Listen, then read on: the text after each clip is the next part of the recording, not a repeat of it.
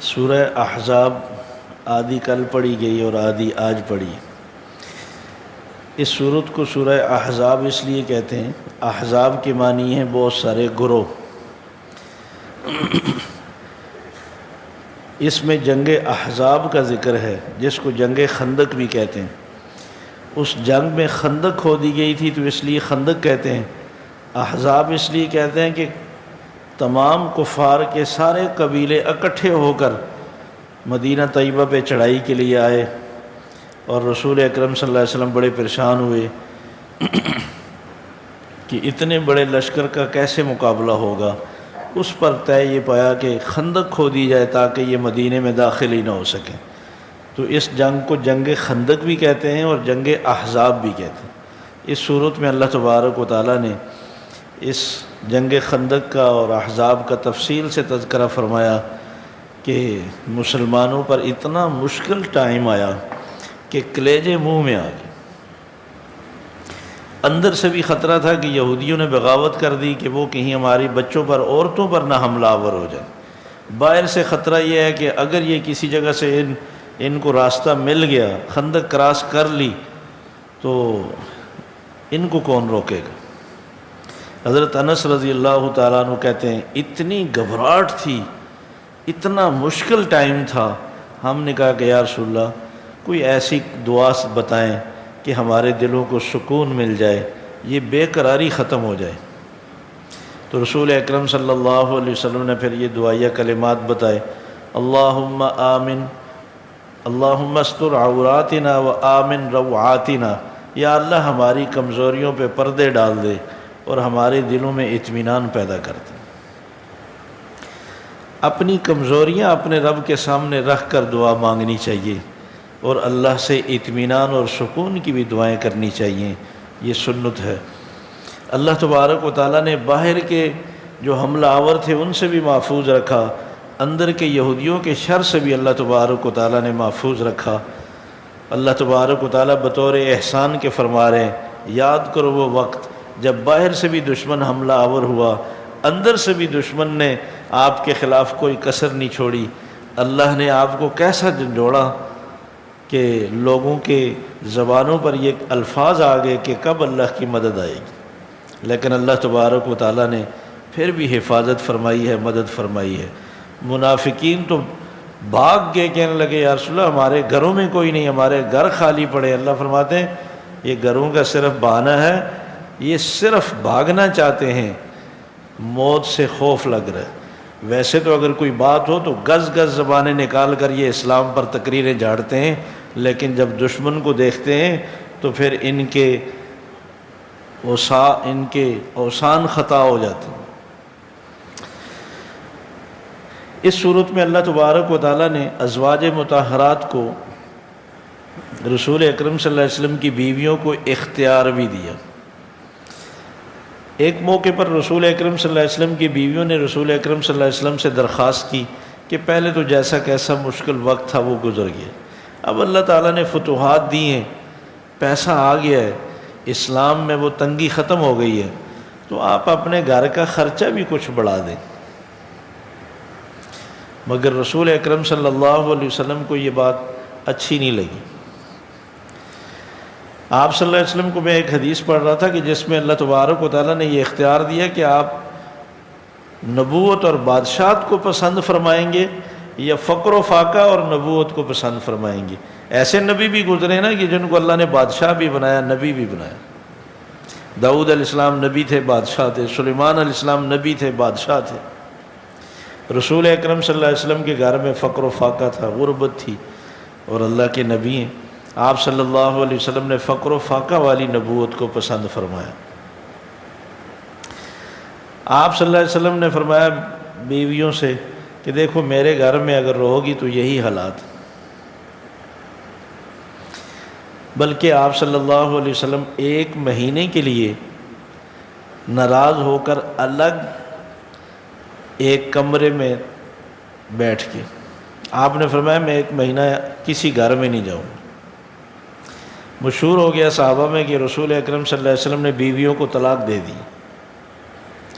حضرت عمر کے پڑوسی نے کہا، حضرت عمر کا دروازہ کھٹکھٹایا، اس دن وہ نہیں آئے تھے، کہ آپ کو پتہ ہے آج تو آپ نے طلاق دے دی سب کو۔ حضرت عمر دوسرے دن آئے اور پوچھا، مسجد نبوی میں بیٹھے تھے صحابہ کہ بھائی کیا ہوا؟ کہا ہم نے تو یہ سنا ہے، حقیقت کا علم نہیں۔ کہنے لگے اچھا رسول اکرم صلی اللہ علیہ وسلم کہاں ہیں؟ پتہ چلا فلاں جگہ تشریف فرما ہیں، ابو بکر صدیق بھی وہاں بیٹھے ہیں، مگر ان کو ہمت نہیں ہوتی کہ وہ رسول اکرم صلی اللہ علیہ وسلم سے وضاحت پوچھیں کہ کیا حقیقت ہے۔ حضرت عمر نے کہا اچھا میں آج آپ صلی اللہ علیہ وسلم ناراض ہیں، میں ہنسا کے آؤں گا۔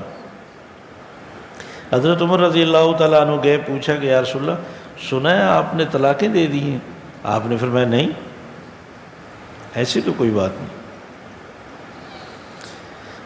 حضرت عمر رضی اللہ تعالیٰ عنہ نے کہا کہ اچھا مجھے پتہ چلا کہ یہ خواتین نے، آپ کی بیویوں نے آپ کو پریشان کیا ہے؟ آپ نے فرمایا نہیں۔ اپنی بیٹی کو بلایا، حضرت حفصہ کو، رسول اکرم صلی اللہ علیہ وسلم کی زوجہ ہیں، حضرت عمر کی بیٹی ہیں۔ فرمایا کہ یا رسول اللہ ان کا علاج تو میرے پاس ہے۔ مکہ میں ان کو ہمت نہیں ہوتی تھی کہ یہ شوہر کے سامنے بات کر سکیں، مدینے میں یہ نرم مزاج لوگ ہیں، ان کی عورتوں کو دیکھ کر ان کو بھی زبانیں لگ گئی۔ ہاتھ بڑھایا حضرت حفصہ کی طرف، آپ نے فرمایا خبردار اس کو کچھ نہیں کہنا۔ مگر اس پر آپ صلی اللہ علیہ وسلم ہنس پڑے کہ مدینے کی عورتوں کو دیکھ کر مکے کی عورتوں کو بھی زبانیں لگ گئی۔ پھر آپ نے فرمایا کہ میں نے اس طرح یہ طے کیا کہ میں 1 مہینہ کسی گھر نہیں جاؤں گا۔ اس کو ایلا کہتے ہیں شرعی اصطلاح میں۔ اگر کوئی شوہر قسم اٹھا لے، طے کر لے کہ میں 1 مہینہ نہیں جاؤں گا، تو یہ طلاق نہیں ہوتی۔ ہاں 4 مہینے کی کوئی قسم اٹھا لے کہ میں 4 مہینے اپنے گھر نہیں جاؤں گا، بیوی سے کوئی تعلق نہیں رکھوں گا، تو 4 مہینے اگر وہ گھر نہیں گیا تو پھر طلاق ہو جاتی ہے۔ ویسے اگر بیوی سمیت ناراضگی ہو گئی ہے اور اس طرح کا کوئی طے نہیں کیا تو اس طرح طلاق نہیں ہوتی۔ بعض لوگ یہ سمجھتے ہیں کہ جی 5-6 مہینے سے ناراض ہے تو طلاق ہو گئی، نہیں، اس طرح نہیں ہوتی۔ جب یہ طے کریں 4 مہینے یا اس سے زیادہ کے لیے تو پھر طلاق ہوتی ہے۔ اللہ تبارک و تعالیٰ نے رسول اکرم صلی اللہ علیہ وسلم پر یہ آیات نازل فرمائی کہ اے نبی آپ اپنی بیویوں کو بلا کر یہ کہہ دیں کہ اگر تم لوگ میرے گھر میں رہو گی، اسی طرح تنگی کی برداشت کرو گی، تو آخرت میں اللہ نے تمہارے لیے 2 اجر رکھے، اور اگر تم یہ مشکل وقت نہیں گزار سکتی تو میں تمہیں خوشی سے اجازت دیتا ہوں، تم چلی جاؤ جہاں چاہو تم زندگی گزارو۔ آپ صلی اللہ علیہ وسلم نے یہ آیت نازل ہونے کے بعد اماں عائشہ صدیقہ رضی اللہ تعالیٰ عنہ کو بلایا، فرمایا دیکھو عائشہ میں تمہیں ایک بات بتانے لگا ہوں، لیکن تم جلد بازی میں فیصلہ نہ کرنا، ابا سے مشورہ کر کے فیصلہ کرنا۔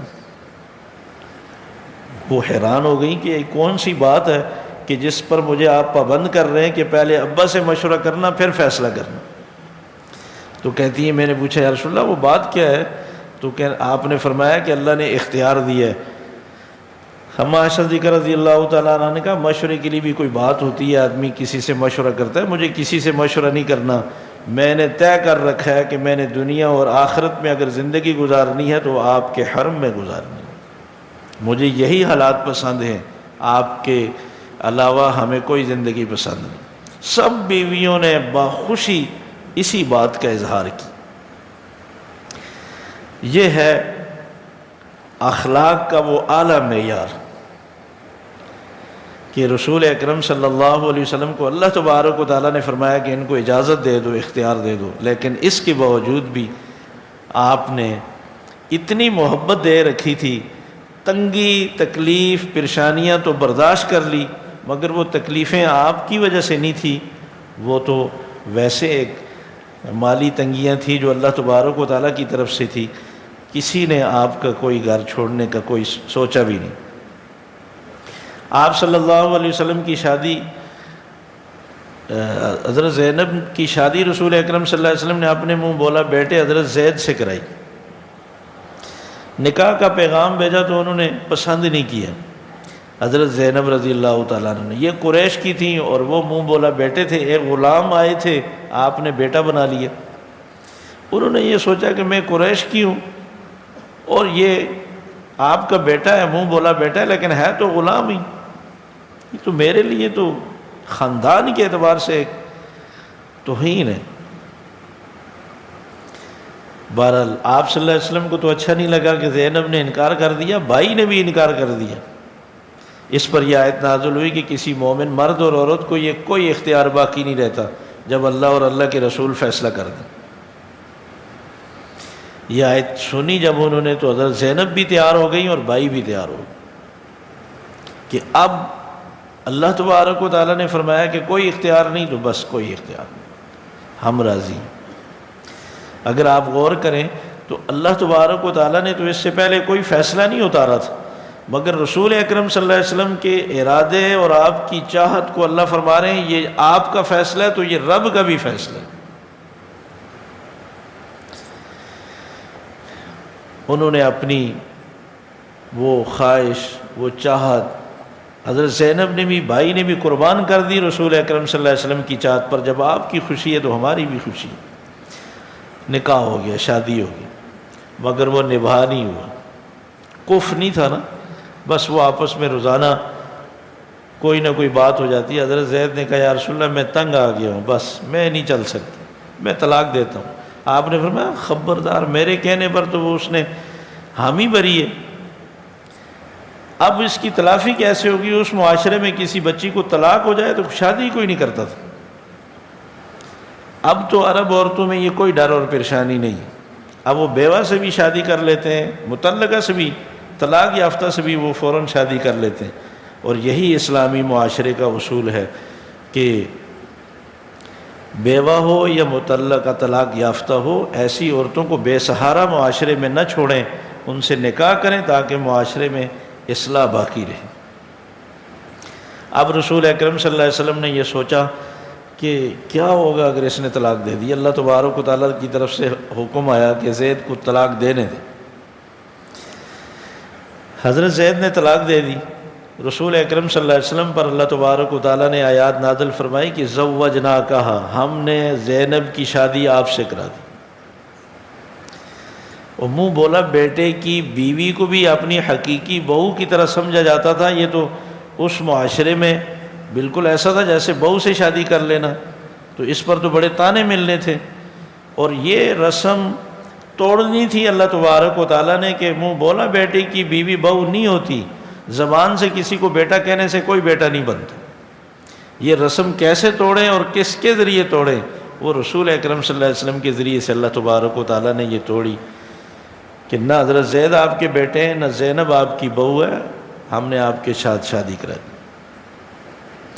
حضرت زینب کہا کرتی تھی اپنی سوکنوں سے کہ تمہاری شادیاں تمہارے یا بھائی نے کرائی یا ابا نے کرائی یا چچا نے کرائی، مجھے فخر ہے کہ میری شادی میرے رب نے آسمانوں پہ کرائی۔ یہ ان کا ایسا اعزاز تھا کہ جس کا کوئی مقابلہ نہیں تھا، اور دنیا میں کوئی نکاح نہیں ہوا۔ یہ آیت نازل ہوئی تو رسول اکرم صلی اللہ علیہ وسلم نے یہ آیت لکھ کر ان کے گھر بھیجی کہ اللہ تبارک و تعالیٰ نے تمہاری شادی مجھ سے کرا دی ہے، اور پھر اس کے بعد آپ صلی اللہ علیہ وسلم ان کے گھر تشریف لے گئے۔ سبحان اللہ۔ رسول اکرم صلی اللہ علیہ وسلم کے بارے میں اللہ تبارک و تعالیٰ نے فرمایا تم مردوں میں سے کسی کے باپ نہیں ہیں، یعنی حضرت زید کے یہ باپ نہیں ہیں، وہ حضرت زید اپنے باپ کے بیٹے ہیں۔ رسول اکرم صلی اللہ علیہ وسلم کے یہ منہ بولا بیٹے ہیں، اس سے حقیقی بیٹے کے احکامات جاری نہیں ہوتے، لیکن روحانی باپ ہیں۔ وَلَٰكِن رسول اللہ وخاتم النبیین، آپ اللہ کے نبی ہیں، پوری قوم کے لیے باپ کا درجہ رکھتے ہیں، اور آپ کی ساری بیویاں پوری قوم، پوری امت کے لیے ماں کا درجہ رکھتی ہیں۔ وَأُمَّهَاتُهُ أَزْوَاجُهُمْ، فرمایا کہ رسول اکرم صلی اللہ علیہ وسلم سارے نبیوں میں آخری نبی ہیں۔ یہ عقیدہ مسلمان ہونے کے لیے ضروری ہے، ایمان کو قائم رکھنے کے لیے رسول اکرم صلی اللہ علیہ وسلم کی ختم نبوت پر یقین رکھنا لازم ہے۔ اس آیت کی روشنی میں قرآن مجید میں بہت ساری 100 سے زیادہ آیات ہیں جو رسول اکرم صلی اللہ علیہ وسلم کے آخری نبی ہونے کی دلیل ہیں۔ پھر اللہ تبارک و تعالیٰ نے رسول اکرم صلی اللہ علیہ وسلم سے فرمایا کہ آپ اپنے بیٹیوں سے، اپنی بیویوں سے اور تمام مسلمان عورتوں سے یہ کہہ دیں کہ وہ پردہ کر کے نکلا کریں گھر سے۔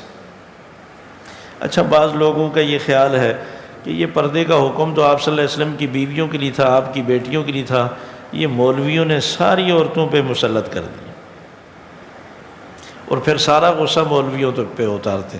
او بھائی، اس مولویوں کا اس میں کوئی دخل نہیں، صرف اس آیت کو غور سے پڑھا جائے خود ہی پتہ چل جائے گا کہ کس کس کے لیے یہ پردے کا حکم ہے۔ ایک خاتون نے ایک عالم سے مسئلہ پوچھا کہ یہ بتائیں پردے کا حکم کن کن عورتوں کے لیے، سب کے لیے ہے یا بعض کے لیے؟ انہوں نے فرمایا کہ بیٹی، 3 قسم کی عورتوں کے لیے ہے، سب کے لیے نہیں ہے۔ جو کہتے ہیں سب کے لیے وہ غلط کہتے ہیں۔ وہ بڑی خوش ہوئی، انہوں نے کہا یہ تو بہت اچھا ہے، آپ بتائیں وہ کون کون سی ہیں 3 جن کے لیے یہ پردے کا حکم لازم ہے؟ انہوں نے فرمایا کہ بیٹی، ایک تو رسول اکرم صلی اللہ علیہ وسلم کی بیویوں کے لیے یہ پردہ لازم، دوسری جو رسول اکرم صلی اللہ علیہ وسلم کی بیٹیاں تھیں ان کے لیے یہ پردہ لازم تھا، تیسری جو عورت مسلمان ہو اس کے لیے یہ پردہ لازم۔ ان 3 عورتوں کے علاوہ کسی عورت پہ پردہ لازم نہیں۔ اب آپ فیصلہ کریں کہ آپ ان 3 میں سے کون سی قسم میں سے۔ اگر آپ مسلمان ہیں پھر تو پردہ لازم ہے، اور مسلمان عورتوں کے علاوہ کسی پہ پردہ لازم نہیں۔ وہ جو دنیا بھر کی عورتیں نعرے مار رہی ہیں وہ ٹھیک مار رہی ہیں، ان کے لیے تو اسلامی احکامات نہیں ہیں، اسلامی احکامات تو ہماری مسلمان عورتوں کے لیے بلا امتیاز، چاہے وہ کسی پیر کی بیٹی یا بیوی ہو، چاہے کسی مولوی کی ہو، چاہے نیک گرانے کی ہو، چاہے وہ عام گرانے کی ہو، اگر مسلمان ہے تو وہ اس آیت کی پابند۔ ہاں، جو حکم مشکل لگے اس کا انکار کرنا یہ اس کا حل نہیں ہے، اللہ کی بارگاہ میں دعا کرنا اس کا حل ہے کہ یا اللہ مجھے بھی عمل کی توفیق دے۔ عمل نہ کرنا گناہ ہے، انکار کرنا کفر ہے، کسی حکم کا انکار نہ کیا جائے۔ اللہ تبارک و تعالیٰ دعا مانگنے پر بڑے مشکل مسائل کو آسان بنا دیتے ہیں۔ کوئی اللہ تبارک، آخر وہ بھی تو عورتیں ہیں نا جو یورپ میں رہ کر اس ماحول میں وہ پردہ کر رہی ہیں، وہ بھی تو لوگ ہیں جو اسلام پہ عمل کر رہے ہیں۔ ہم اسلامی ملک میں رہ کر اگر ایک حکم کو ماننے کے لیے تیار نہ ہو تو پھر ہمارا کیا ایمان ہے اور کیا اسلام ہے۔ اللہ ہمیں قرآن مجید پڑھنے کی، سیکھنے کی، سمجھنے کی، عمل کی توفیق نصیب فرمائے۔ پھر فرمایا کہ اے ایمان والو، جب تم نکاح کر لو اور نکاح سے پہلے خدا نہ خواستہ کسی وجہ سے طلاق دے دو، ابھی رخصتی نہیں ہوئی، صرف نکاح ہوا تھا اور کسی وجہ سے طلاق ہو گئی، تو پھر ایسی عورتوں پہ عدت گزارنا کوئی لازم نہیں، ان کے لیے عدت نہیں ہے۔ اچھا، اس سے مغالطہ بعض لوگوں کو یہ ہوا کہ اگر کسی بڑی عمر کی خاتون کا شوہر فوت ہو گیا، اب وہ 80 سال یا اس سے اوپر کی عمر کی خاتون ہے، تو اس کا شوہر اگر فوت ہو گیا تو کیا وہ بھی عدت گزارے گی؟ اس کو تو کوئی شادی نہیں کرنی۔ بعض تو فتویٰ بھی دے دیتے ہیں، کہتے ہیں نہیں آپ کی اتنی عمر ہے، آپ کو عدت کی کوئی ضرورت نہیں۔ وہ کہتے ہیں ٹھیک ہے، میں بھی عدت نہیں گزاروں گی۔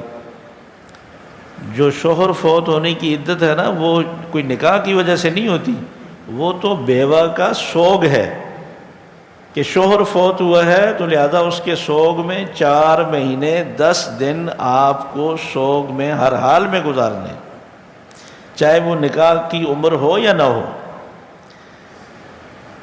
اس لیے تو 4 مہینے 10 دن ہیں، جو عقل کے بالکل خلاف ہے، مگر شریعت کا حکم ہے، سورہ بقرہ میں اس کی آیت ہے، تو اس لیے اس کے مطابق ہر حال میں سوگ گزارنا۔ اور عدت کی نیت کرنے سے عدت شروع نہیں ہوتی، شوہر کی وفات سے خود بخود شروع ہو جاتی۔ فرمایا کہ اللہ تبارک و تعالیٰ خود بھی اور اللہ کے سارے فرشتے بھی رسول اکرم صلی اللہ علیہ وسلم پہ درود بھیجتے ہیں۔ اے ایمان والو، تم بھی رسول اکرم صلی اللہ علیہ وسلم پہ درود بھیجا کرو۔ جو ایک مرتبہ درود پڑھتا ہے اللہ تبارک و تعالیٰ اس پہ 10 رحمتیں نازل فرماتے ہیں۔ آپ نے فرمایا کہ قیامت میں سب سے قریب میرے وہ ہوگا جس نے زیادہ دنیا میں مجھ پہ درود شریف پڑھا ہوگا۔ ہمیں رمضان میں ویسی نیکیوں کا ثواب بڑھ جاتا ہے، کثرت کے ساتھ درود شریف بھی پڑھنا چاہیے۔ صبح و شام جیسے ہم استغفار کی اللہ کی تعریف کی تسبیحات پڑھتے ہیں، درود شریف کی تسبیحات بھی پڑھنی چاہیے۔ اللہ تبارک و تعالیٰ نے کچھ لوگوں کا ذکر فرمایا کہ جب ان کو جہنم میں ڈالا جائے گا تو وہ کہیں گے یا اللہ ہمارے لیڈروں کو ڈبل عذاب دے، انا اطعنا سادتنا وکبراءنا فاضلونا السبیل، ہمیں گمراہ کرنے والے تو یہ تھے، سیدھے راستے پہ لگنے ہی نہیں دیا۔ افسوس ہے بعض لوگ سمجھدار ہونے کے باوجود غلط لیڈر کا ہر بیکار غلط قرآن و سنت کے خلاف سوچ اور نظریہ بھی قبول کر کے چلتے ہیں۔ قیامت کے دن ہم سے یہ قطعاً سوال نہیں ہوگا کہ کس جماعت کے کس تنظیم کے تھے، ہم سے یہ سوال ہوگا کہ قرآن و سنت پہ کتنا عمل کیے۔ ہمیں زندگی کے ہر شعبے کا فیصلہ قرآن و سنت کے مطابق کرنا چاہیے، ہماری سوچ فکر دین اسلام کے مطابق ہونی چاہیے۔ اللہ ہمیں عمل کی توفیق نصیب فرمائے۔ سورہ سبا میں اللہ تبارک و تعالیٰ نے قوم سبا کا ذکر فرمایا ہے۔ قوم سبا یمن میں آباد تھی، جن کو اللہ تبارک و تعالیٰ نے دنیا کی بڑی نعمتیں دے رکھی تھیں۔ پورے شہر میں دائیں اور بائیں دونوں طرف باغات کے ایک سلسلہ تھا۔ اللہ تبارک و تعالیٰ نے فرمایا کھاؤ پیو اللہ کی نعمتیں اور اللہ کا شکر ادا کرو، لیکن بجائے اللہ کا شکر ادا کرنے کے لوگ اللہ کی نافرمانی اور ناشکری میں مبتلا ہو۔ اللہ تبارک و تعالیٰ نے وہی بڑے بڑے ڈیم جو ان کے باغات کے سیرابی کے لیے بنائے گئے تھے ان کو توڑا، سارے باغات ویران ہو گئے، سارے پھلدار درخت ختم ہو گئے، کانٹا دار جھاڑیاں اگنے لگ گئی اور لوگوں کے مکانات کاروبار سب تباہ و برباد ہو۔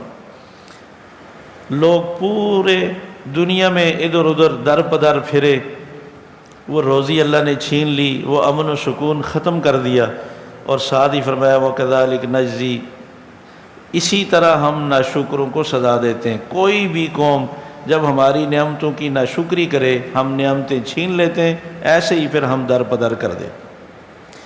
یہ واقعہ اللہ تبارک و تعالیٰ نے ہمیں معلومات میں اضافے کے لیے کہانی کے طور پر نہیں سنایا، بلکہ ایک نصیحت کے طور پر سنایا ہے کہ دیکھو جو تمہارے پاس نعمتیں ہیں اس کی قدر کرو، اس سے فائدہ اٹھاؤ۔ خدا نہ خواستہ اگر تم نے گناہوں میں نافرمانیوں میں یہ دولت اڑا دی، کل کہیں تم کھانے کے لیے محتاج نہ ہو جاؤ۔ اللہ تبارک و تعالیٰ نے مشرکین کو چیلنج کر کے فرمایا قُلِ ادْعُوا الَّذِينَ زَعَمْتُم مِّن دُونِ اللَّهِ، جن کو اللہ کے علاوہ تم گمان کرتے ہو کہ ان کو بھی اللہ تبارک و تعالیٰ نے اپنے اختیارات دے رکھے ہیں، ان کے بس میں بھی کچھ ہے، لا یملکون مثقال ذرۃ فی السماوات ولا فی الارض، آسمان و زمین میں ان کا ایک رائی کے دانے کے برابر بھی کوئی اختیار نہیں۔ کتنی اللہ نے وضاحت کی، رائی کے دانے کے برابر اتنا چھوٹا سا کوئی اختیار نہیں ان کے پاس۔ وما لہم فیہما من شرک، اختیار تو تب ہو جب آسمان و زمین کا کوئی حصہ انہوں نے بنایا ہو۔ فرمایا میں اکیلے نے ساری کائنات بنائی ہے، یہ سب اختیارات میرے پاس۔ وما لہ منہم من ظہیر، میرے علاوہ کسی کا اس کائنات کے بنانے میں میرے ساتھ کوئی تعاون نہیں ہے، میں نے اکیلے نے ساری کائنات بنائی ہے اور اکیلا ہی اس ساری کائنات کے نظام کو چلا رہا ہوں، تو پھر میرے اختیارات کسی کے پاس کیوں ہوں؟ اچھا، جتنے بھی پوجے گئے ہیں جن سے مانگا جاتا ہے، ان کی پیدائش سے پہلے اس اختیار کا مالک کون تھا؟ پیر عبد القادر جیلانی رحمۃ اللہ علیہ تو رسول اکرم صلی اللہ علیہ وسلم سے 500 سال بعد پیدا ہوئے، تو کہتے ہیں جی چاند طلوع ہونے سے پہلے ان سے اجازت مانگتا ہے، تو ان سے پہلے چاند کس سے اجازت مانگتا تھا؟ اللہ سے مانگتا تھا نا، تو چاند کو پھر کیا تکلیف ہوئی اللہ سے اجازت مانگنے میں؟ اللہ تبارک و تعالیٰ کیا پھر سونا شروع کر دیا؟ اللہ کو تو نہ نیند آتی ہے، نہ اونگ آتی ہے، نہ اللہ تھکتے ہیں۔ ولا یعود حفظہما، اللہ تو ساری کائنات کو چلانے میں بالکل کوئی تھکتے نہیں ہیں۔ تو جو رب پہلے اولاد دے رہا تھا، پہلے صحت دے رہا تھا، پہلے روزی دے رہا تھا، پہلے اللہ تبارک و تعالیٰ امن کے فیصلے کرنے والا تھا، اس کی قوت اور طاقت میں کوئی کمی نہیں آئی۔ وہ قیامت کی صبح تک اسی طرح ساری کائنات کو کھلاتا پلاتا رہے گا، سارا نظام چلانے میں وہ کوئی نہیں تھا۔ فرمایا کہ داؤد علیہ السلام، سلیمان علیہ السلام کو اللہ تبارک و تعالیٰ نے بڑے اختیارات دے رہے تھے کہ سلیمان، ان کے والد داؤد علیہ السلام کو بھی اللہ نے بڑے اختیارات دیے اور حکومت عطا فرمائی۔ سلیمان علیہ السلام کو تو انسانوں پہ، جنوں پہ، ہواؤں پہ، پرندوں پہ حکومت عطا کی۔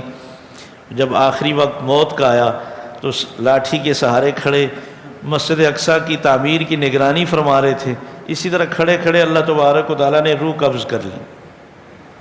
اب وہ کھڑے لاٹھی کے سہارے۔ بعض مفسرین نے لکھا ہے کہ 6 مہینے گزر گئے، جنات اتنا خوف اور ڈر رکھتے تھے کہ وہ تعمیرات میں لگے ہوئے، اتنی ہمت نہیں ہوئی کہ قریب سے جا کر دیکھیں کہ حضرت زندہ ہیں یا فوت ہو گئے۔ دیمک لگی، دیمک نے لکڑی کو ختم کیا، لکڑی ٹوٹی، حضرت سلیمان علیہ السلام گر پڑے۔ جنات اب سمجھے کہ سلیمان علیہ السلام فوت ہو گئے۔ اللہ فرماتے ہیں لَوْ كَانُوا يَعْلَمُونَ الْغَيْبَ مَا لَبِثُوا فِي الْعَذَابِ الْمُهِينِ، اگر جنات غیب جانتے ہوتے تو اتنی محنت مشقت والی اس مزدوری سے کب کے بھاگ گئے ہوتے۔ نہ انسان غیب جانتے ہیں، نہ جنات غیب جانتے ہیں۔ اچھا، سلیمان علیہ السلام تو 6 مہینے تک ایک لاٹھی کے سہارے کھڑے رہے اور لاٹھی جب ٹوٹی تو گر پڑے۔ ہمارے جو مردے جو فوت ہوتے ہیں وہ تو نہیں گرتے نا، وہ تو پورے شہر کا بھی چکر لگا کر آرام سے آ جاتے ہیں۔ جمعرات کو گھروں میں جاتے ہیں، چیک کرتے ہیں کہ کیا بنایا، انہوں نے فاتحہ پڑھ کے کھانا کھایا یا بغیر فاتحہ پڑھے کھانا کھایا۔ سبحان اللہ، کیسی کیسی کہانیاں۔ وہ سوسائٹی قبرستان کے بارے میں بڑا مشہور تھا کہ اللہ کے فضیلت والی راتوں میں سارے رات کو روڈوں پہ بیٹھے ہوتے ہیں۔ کوئی کہتا ہے میں موٹر سائیکل پہ آ رہا تھا رات کو دیر سے تو میں نے دیکھا کہ بالکل لائن سے کھڑے تھے۔ سب فضول باتیں ہیں۔ اللہ تبارک و تعالیٰ فرماتے ہیں جس کی روح ہم قبض کر لیں اس کو واپس نہیں آنے دیں۔ شہداء اللہ کے مرضی سے، اللہ کے حکم سے جنت الفردوس میں کھاتے پیتے ہیں۔ اللہ ان سے فرمائش کرتے ہیں کہ کوئی مانگو مجھ سے، کیا مانگتے ہو؟ بار بار کہنے سے شہداء کہیں گے یا اللہ دنیا میں واپس بھیج دیں۔ اللہ فرماتے ہیں نہیں، یہ نہیں، اس کے علاوہ کچھ اور مانگو۔ ان کو اگر نہیں بھیجا جاتا تو باقیوں کو کیسے بھیجا جائے گا؟ فرمایا کہ رسول اکرم صلی اللہ علیہ وسلم سے پہلے جتنے بھی رسول تشریف لائے، جس قوم میں آ کر انہوں نے اللہ کا پیغام سنایا تو اس قوم کے مالدار لوگوں نے ان کا انکار کیا۔ الا قال مترفوها انا بما ارسلتم به کافرون، ہمیشہ مالدار طبقے نے نبیوں کے پیغام اور رسالت کا انکار کیا کہ اللہ کہ ہم نہیں مانتے۔ کیوں نہیں مانتے؟ قالوا نحن اکثر اموالا و اولادا، کہنے لگے اس لیے کہ تم لوگ غریب ہو، تم سے زیادہ تو دنیا کو ہم سمجھتے ہیں، ہمیں سکھاتے ہو کاروبار کیسے کرنا ہے، ہماری دولت ہے ہم جس طرح مرضی ہے خرچ کریں، ہمارے پاس اولاد بھی زیادہ ہے، اولاد پڑھی لکھی بھی ہے اور اولاد اچھی مضبوط بھی ہے۔ یہ جو دنیا کی تعلیم ہے نا، جس کو اللہ تبارک و تعالیٰ فرماتے ہیں یعلمون ظاہر الحیات الدنیا، یہ ظاہری دنیا کی معلومات ہے، یہ علم روشنی کے معنی میں نہیں ہے۔ بس سیمنٹ کی معلومات ہیں، سریے کی معلومات ہیں، بیجوں کی معلومات ہیں، یہ دنیا کی جو ظاہری اسباب ہیں، فرمایا اس کی تعلیم ہے۔ اصل تو وہ علم ہے جو انبیاء لائے ہیں، جس سے اللہ کی پہچان ہو، اللہ کی رضا اور اللہ کی ناراضگی کا پتہ چلے، جس سے جنت اور جہنم کی وضاحت ہو، جس علم سے حلال اور حرام کا پتہ چلے، جس علم سے قبر کے حالات کا پتہ چلے، وہ ہے علم۔ اللہ تبارک و تعالی ہمیں سارے وہ علوم نصیب فرمائے جو اللہ تبارک و تعالی نے دنیا میں نازل فرمائے، جس سے ہمارے دنیا اور آخرت میں فائدہ ہو۔ اور یہ جو شریعت کے نفاذ میں رکاوٹ بننے والی جو اللہ تبارک و تعالیٰ نے بات بتائی ہے، اللہ ہمیں ان لوگوں میں سے نہ بنائے۔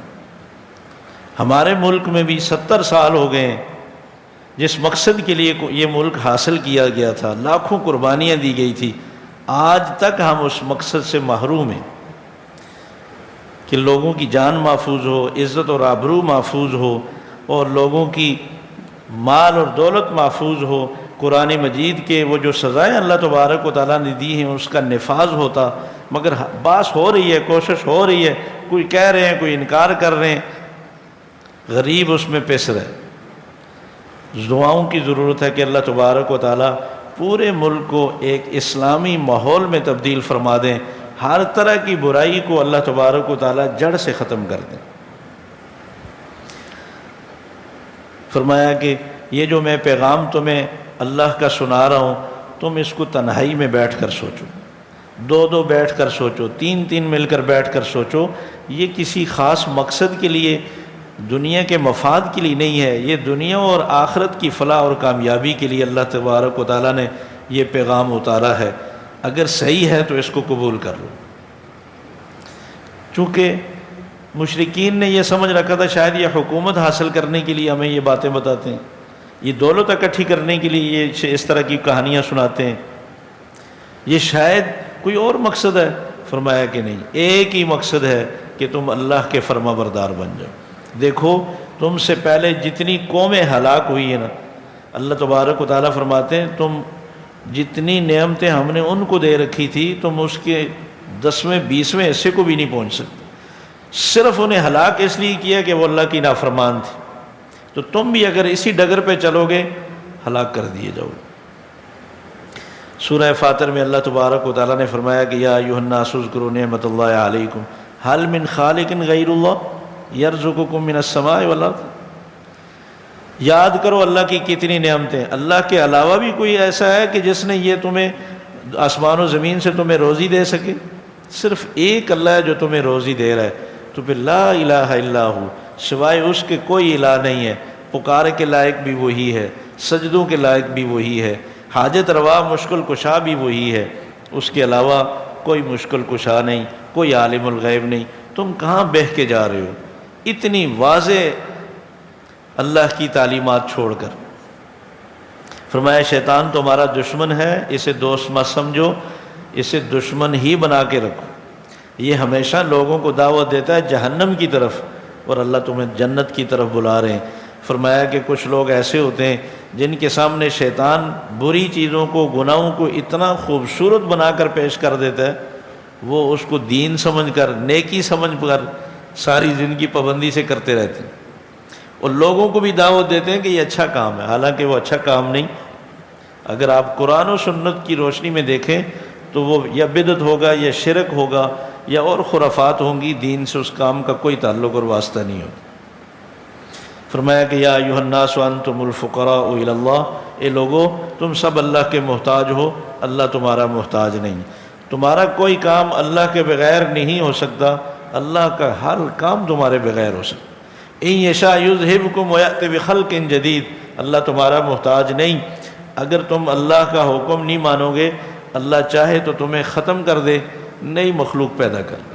وما ذلک علی اللہ بعزیز، اور یہ کام اللہ کے لیے کوئی مشکل نہیں۔ سبحان اللہ۔ ایک جگہ فرمایا کہ میں نے ساری امتوں کو اس روئے زمین سے ختم کر کے تمہیں آباد کیا، تمہیں بھی ہٹا سکتا ہوں میں اور مخلوق لے آؤں۔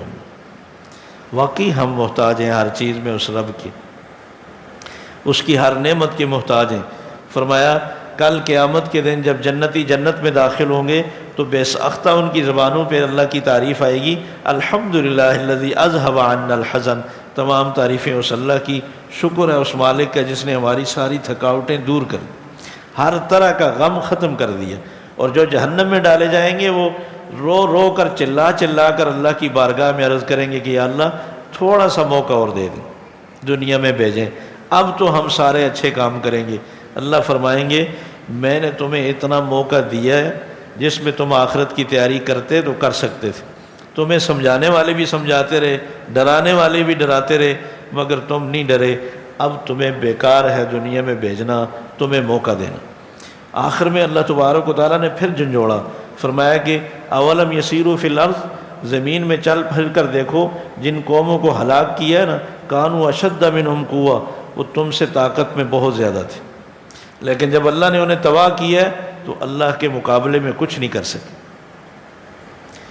اور آخر میں فرمایا کہ وَلَوْ يُؤَاخِذُ اللَّهُ النَّاسَ بِمَا كَسَبُوا مَا تَرَكَ عَلَى ظَهْرِهَا مِن دَابَّةٍ، اس خیال میں نہ رہنا کہ لوگ برے ہیں ہم صحیح ہیں، کوئی بھی صحیح نہیں۔ فرمایا اگر میں گناہوں پہ پکڑنا شروع کر دوں ایک بھی زندہ نہ رہے،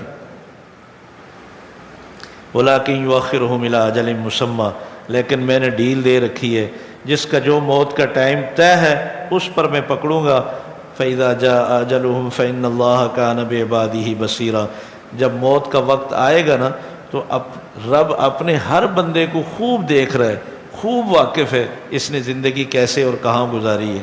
اللہ ہمیں صحیح سمجھنے کی، عمل کی اور آخرت کی تیاری کی توفیق نصیب فرمائے۔ ربنا آتنا فی الدنیا حسنہ وفی الآخرۃ حسنہ وقنا عذاب النار۔ یا اللہ ہمارا بیٹھنا، بولنا، سننا صرف اور صرف آپ کی رضا کے لیے، تو اپنی بارگاہ میں اسے قبول فرما لے۔ یا اللہ ہماری پچھلی کوتاہیوں سے درگزر فرما دے۔ آئندہ کے لیے یا اللہ ہمیں آخرت کی فکر نصیب فرما، ہماری ظاہر اور باطن کی اصلاح فرما دے۔ یا اللہ یہ طاق راتوں میں سے ایک طاق رات ہے، یا اللہ تم آج اپنے فضل سے ان طاق راتوں کے جو فضائل ہیں، یا اللہ لیلۃ القدر ہونے کے، یا اللہ تو ہمیں نصیب فرما۔ یا اللہ رمضان المبارک کے تمام انوارات برکات یا اللہ ہمیں نصیب فرما، یا اللہ کسی کو محروم نہ کرنا۔ یا اللہ حاضرین کی بھی جتنی بھی جائز حاجات ہیں، تمنائیں ہیں، یا اللہ تو سب کی اپنی فضل سے پوری فرما۔ یا اللہ ہمارے اس ملک کی حفاظت فرما، اس کو خوشحال فرما، مستحکم فرما، اپنی نعمتوں سے مالا مال فرما۔ یا اللہ ہمارے بزرگوں نے، اکابرین نے جو قربانیاں پیش کی، یا اللہ تو ان کو قبول فرما، ہمارے شہداء کی شہادتوں کو قبول فرما۔ یا اللہ ساری سرحدات کی حفاظت فرما، یا اللہ افواج پاکستان کی حفاظت فرما۔ یا اللہ ہمیں اتنی ترقی عطا فرما کہ ہم دوسروں کی مدد کرنے والے بن جائیں۔ یا اللہ تو کسی کا محتاج نہ کرنا، یا اللہ تو صرف اپنا ہی محتاج رکھنا۔ یا اللہ تو ہمیں آخرت کلمہ نصیب فرمانا، خاتمہ بالخیر فرمانا۔ یا اللہ تو ہم سے راضی ہو جا، ہماری تمام تر عبادات کو ماذا اپنے فضل سے قبول فرما لے۔ اللہم صلی وسلم علی محمد و آلہ و اصحابہ اجمعین برحمتک یا ارحم الراحمین۔